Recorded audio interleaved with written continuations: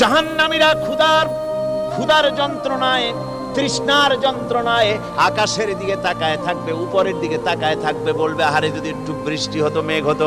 হঠাৎ করে দেখবে যে উপরে কালো মেঘ হয়ে গেছে, মনে করবে যে এবার বুঝি বৃষ্টি হবে, পানি পান করব।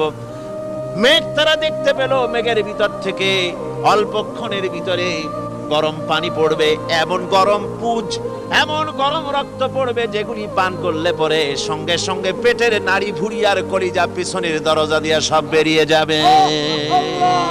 নাউজুবিল্লাহি মিন যালিক। আয় আল্লাহ, এই কঠিন অবস্থা থেকে তুমি আমাদেরকে হেফাজত করো। জোরে বলেন আমিন।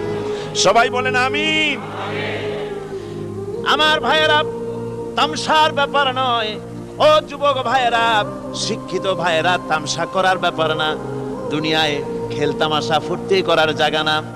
जगह जी लगाने के लिए ये दुनिया